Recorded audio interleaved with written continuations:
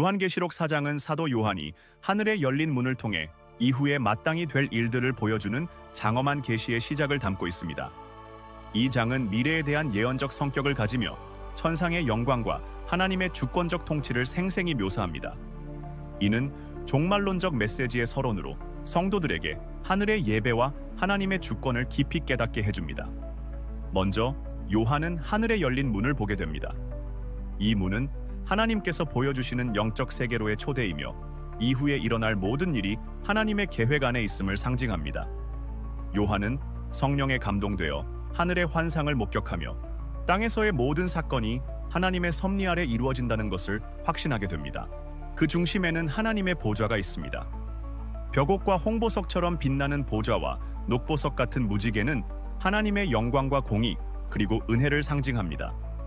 보좌 둘레에는 흰옷을 입고 금 면류관을 쓴 24장로들이 자리하고 있습니다.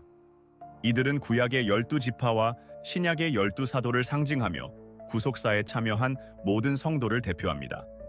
하나님의 보좌에서 나오는 번개와 음성, 그리고 우레소리는 하나님의 강력한 권능과 심판을 보여줍니다.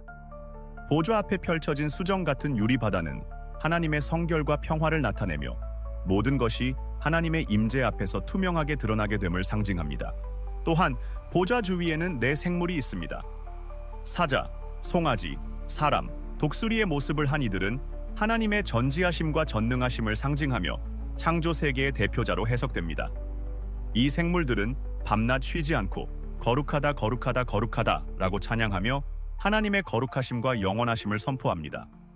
24장로들 또한 하나님께 엎드려 경배하며 자신들의 금 면류관을 보좌 앞에 드립니다. 이는 하나님의 주권을 인정하며 그분께 모든 영광과 권능을 돌리는 행위입니다. 이들은 하나님의 창조주 되심과 모든 만물을 다스리시는 그분의 통치를 찬양하며 모든 존재가 하나님의 뜻으로 말미암아 생겨났음을 고백합니다. 요한계시록 4장의 메시지는 우리에게 하나님의 주권과 위엄을 상기시킵니다. 하나님은 창조주이자 만물의 주관자로서 모든 일을 계획하시며 섭리하십니다. 또한 이 장은 천상의 예배의 모습을 통해 예배의 중심성이 얼마나 중요한지 보여줍니다. 하늘에서는 모든 존재가 끊임없이 하나님을 찬양하며 그분의 거룩하심을 선포합니다. 이는 성도들에게 예배의 본질을 깨닫게 하며 우리의 삶의 중심이 하나님께 있어야 함을 강조합니다. 결론적으로 요한계시록 4장은 하나님의 위엄과 거룩하심을 드러내며 다가올 예언적 사건들이 하나님의 계획 속에서 이루어짐을 보여줍니다. 이러한 계시는 성도들에게 궁극적인 소망과 믿음을 새롭게 하며 하나님의 주권을 신뢰하게 하였습니다. 요한계시록 5장은 4장에서 시작된 하늘의 환상이 이어지며 하나님의 오른손에 들린 두루마리와 이를 펼칠 수 있는 어린 양의 등장으로 전개됩니다. 이 장은 하나님의 섭리와 예수 그리스도의 구속 사역, 그리고 이에 따른 온 우주의 찬송을 중심으로 펼쳐지는 매우 중요한 장면입니다. 첫 번째 장면으로 봉인된 두루마리와 요한의 슬픔입니다.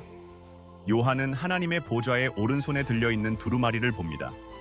이 두루마리는 안팎으로 글이 쓰여 있고 7개의 봉인으로 단단히 봉해져 있습니다. 이는 하나님의 구속 계획과 섭리의 완전성을 상징합니다. 강한 천사가 누가 이 두루마리를 펴며 그 인을 떼기에 합당하냐고 외쳤지만 하늘 위에도 땅 위에도 땅 아래에도 이를 열 자격이 있는 이는 아무도 없었습니다. 이 절망적인 상황을 보며 요한은 크게 울었고 이는 하나님의 구속 계획이 이루어지지 않을 것 같은 깊은 슬픔을 반영한 장면이었습니다. 두 번째 장면으로 어린 양의 등장, 유다 지파의 사자와 다윗의 뿌리입니다. 요한이 울고 있을 때 장로 중 한 사람이 요한을 위로하며 말합니다. 울지 말라. 유다 지파의 사자 다윗의 뿌리가 이겼으니 두루마리를 펼 자격이 있다. 그러나 요한이 보좌를 바라보았을 때 유다 지파의 사자 대신 죽임당한 것 같은 어린 양을 보게 됩니다. 이 어린 양은 바로 예수 그리스도를 상징합니다. 그는 희생을 통해 죄와 사망을 이기셨고 하나님의 구속 계획을 실현하셨습니다. 어린 양의 7뿔은 그의 전능하심을, 7눈은 그의 전지하심을 의미하며 이는 온 세상에 보내진 하나님의 영과 연결됩니다. 어린 양이 하나님의 손에서 두루마리를 취하며 하나님의 계획을 이루실 자로 나타나셨습니다. 세 번째 장면으로 어린 양을 향한 찬송, 하늘과 땅의 예배입니다. 어린 양이 두루마리를 취하자 네 생물과 24장로가 어린 양 앞에 엎드려 경배하기 시작합니다. 그들은 검은 고를 연주하며 성도들의 기도를 상징하는 금 대접을 들고 새 노래를 부릅니다. 이 노래는 어린 양의 희생을 통해 각 나라와 백성 가운데서 사람들을 구속하여 하나님께 드렸음을 찬양합니다. 뒤이어 천사들의 찬송이 이어집니다. 죽임을 당하신 어린 양은 능력과 존귀와 영광을 받으시기에 합당하다. 이는 찬송의 물결이 확산되어 우주적인 예배로 이어지는 장면입니다. 하늘, 땅, 바다 위의 모든 피조물이 어린 양과 하나님을 찬송하며 경배하는 장엄한 광경이 펼쳐졌습니다. 이어서 요한계시록 5장의 주요 메시지입니다. 첫 번째 메시지는 하나님의 구속 계획입니다. 두루마리는 하나님의 섭리와 구속 계획의 완전성을 상징합니다. 이 두루마리를 열 수 있는 유일한 분은 십자가의 희생을 통해 구원을 이루신 어린 양, 곧 예수 그리스도입니다. 두 번째 메시지는 어린 양의 승리와 권세입니다. 어린 양은 사망과 죄를 이기신 예수님을 상징하며 하나님의 섭리를 완성하기 위한 권세와 능력을 부여받으셨습니다. 세 번째 메시지로 우주적 예배의 중심입니다. 어린 양의 희생은 하늘과 땅, 모든 피조물로 하여금 하나님께 예배하게 만듭니다. 이는 예배가 모든 창조와 역사의 궁극적 목적임을 보여줍니다. 결론적으로 요한계시록 5장은 예수 그리스도를 통한 하나님의 구속 계획의 완성과 그의 주권을 강력히 선포합니다. 어린 양의 희생으로 하나님의 뜻이 열렸고, 이는 하늘과 땅의 모든 존재가 참여하는 우주적 예배로 이어졌습니다. 이 말씀은 성도들에게 하나님의 섭리와 구속을 신뢰하며 예배의 중심을 하나님께 두고 살아가라는 교훈을 주었습니다. 모든 역사의 중심에 계신 어린 양은 승리하셨고, 그의 희생과 승리를 통해 구속의 역사가 완성되어 가고 있음을 보여주었습니다. 요한계시록 6장은 어린 양이 봉인된 7인 중 6개의 인을 여는 장면을 중심으로 종말의 사건들이 어떻게 전개되는지를 보여줍니다. 이 장은 하나님의 심판과 계획이 구체적으로 드러나는 첫 단계로 종말의 전조와 재앙의 시작을 알리는 중요한 내용입니다. 첫째에서 넷째 인에서는 말 탄 자들의 등장입니다. 첫 번째 인입니다. 어린 양이 첫째 인을 떼실 때 흰 말을 탄 자가 활을 들고 면류관을 받아 이기고 또 이기려고 나아갑니다. 해석에 따라 이 말 탄 자는 복음 전파를 상징하거나 평화를 가장한 적그리스도로 해석되기도 합니다.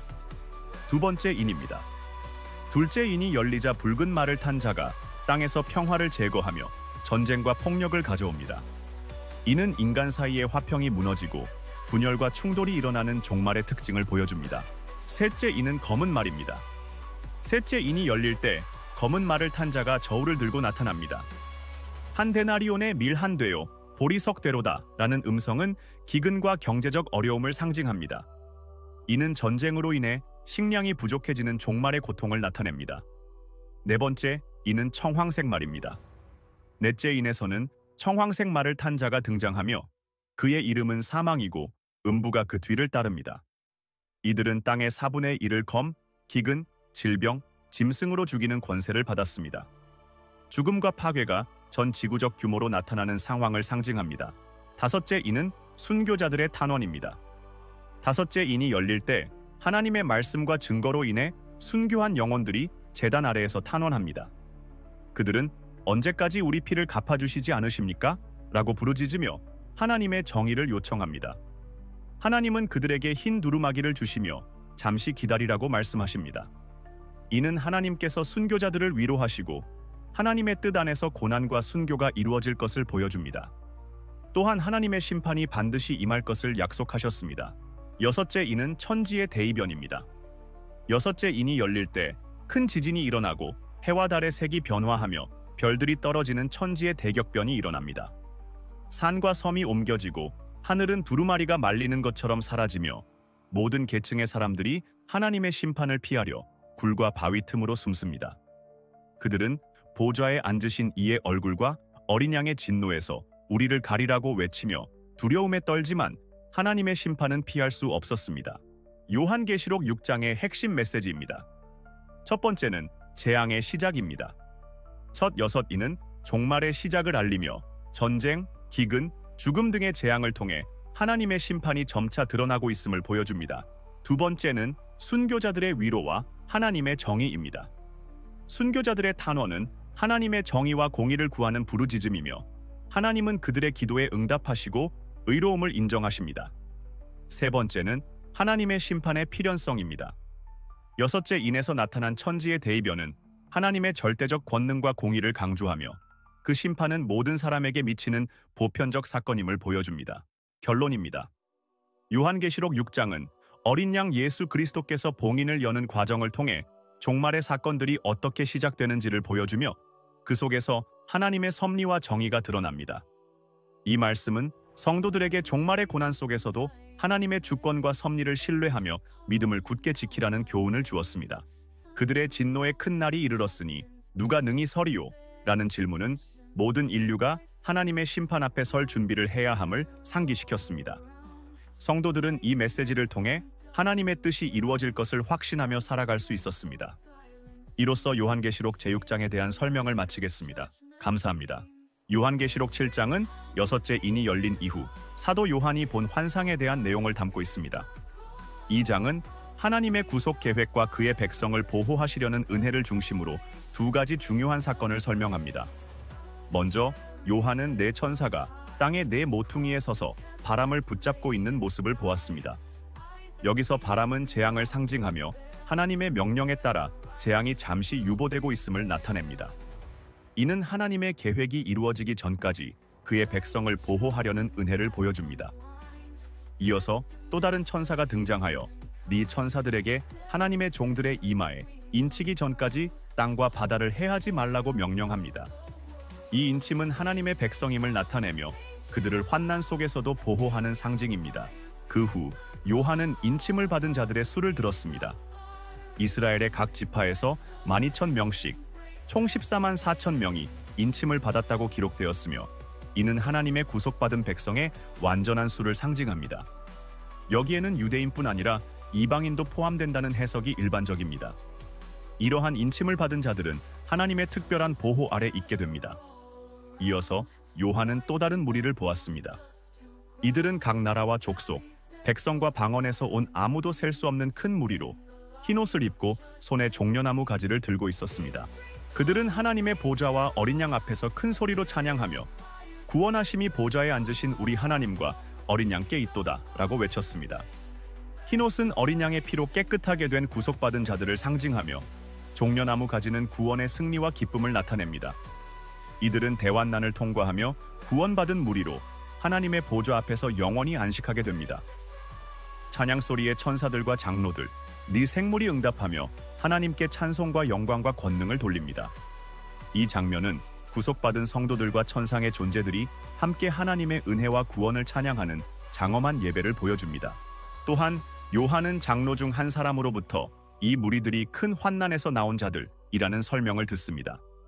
그들의 흰옷은 어린 양의 피로 씻겨 희게 되었으며 이는 그들이 환난을 믿음으로 이겨내고 순교하거나 끝까지 신앙을 지킨 자들임을 의미합니다. 하나님은 그들을 위한 장막을 치시며 더 이상 굶주림이나 목마름, 고통이 없는 완전한 안식을 허락하십니다. 어린 양은 그들의 목자가 되어 생명수 샘으로 인도하며 하나님께서는 그들의 모든 눈물을 씻어주실 것입니다. 요한계시록 7장이 전하는 핵심 메시지는 하나님의 구속과 보호의 은혜입니다. 하나님은 그의 백성을 대환난 가운데서도 잊지 않으시며 그들을 특별히 인치시고 보호하십니다. 구원은 유대인뿐만 아니라 모든 민족과 족속에게 열려 있으며 환난을 통해 신앙을 지킨 자들에게는 영원한 안식과 영광이 약속됩니다. 결론적으로 요한계시록 7장은 하나님의 주권적 은혜와 구원의 약속이 모든 시대의 성도들에게 위로와 소망을 주고 있음을 보여줍니다. 고난 가운데 있는 성도들은 이 말씀을 통해 하나님의 구원 계획이 변함없이 이루어질 것을 확신하며 믿음과 소망을 더욱 굳건히 하게 되었습니다. 이렇게 요한계시록 7장은 하나님의 구속과 보호, 그리고 궁극적인 승리를 선포하며 우리의 믿음을 격려하고 있습니다.